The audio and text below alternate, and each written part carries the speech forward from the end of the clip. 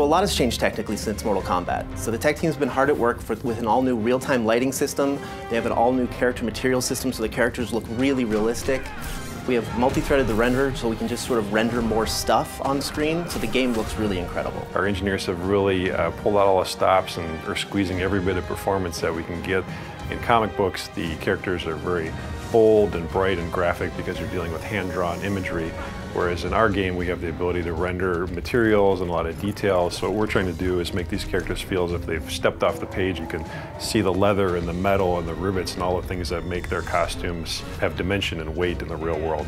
A lot of the action in Injustice is over the top. We have people grabbing cars and throwing them at people. We have people bouncing off objects all around the arena, and there's nothing more cinematic in the game than our super moves. Our super moves are these really big kind of blockbustery events that would probably blow out the budget on a summer blockbuster.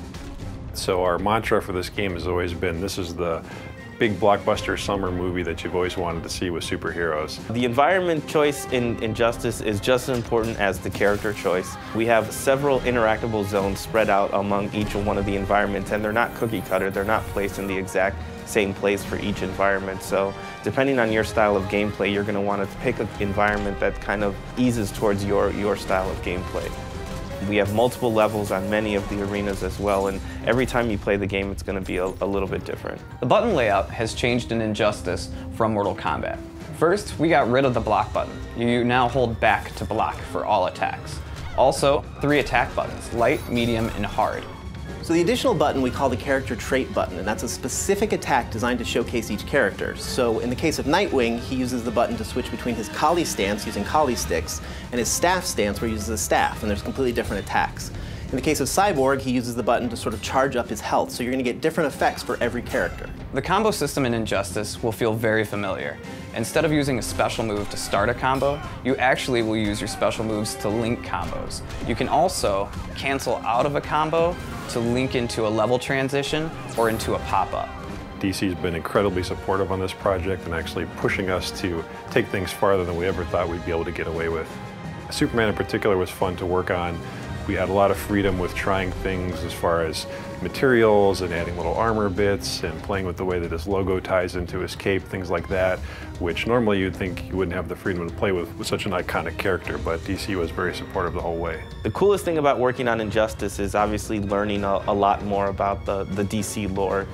DC has such a wealth of information and such a wealth of knowledge about their characters that it's really fun to kind of pick the brain of working with them and figuring out what would make their characters fit in kind of the NetherRealm universe. You know, if Superman had to fight in a hand-to-hand fight, what would he do? What would Catwoman do in that kind of situation?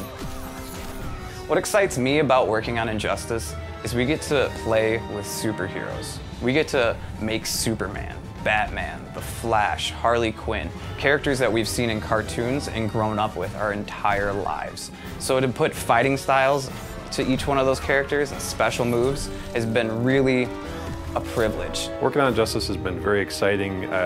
I'm not the only comic book fan on the team, and for all of us, this is a lifelong dream to be able to work with these iconic characters that we've been reading about and thinking about all our lives, and to actually have a chance to put our stamp on it is a really exciting opportunity. So my favorite part about working on Injustice, and this is going to sound sappy, is I get to work with 2 great teams. I get to work with the NetherRealm team who made Mortal Kombat and the amazing talent here, as well as the awesome talent at DC Comics.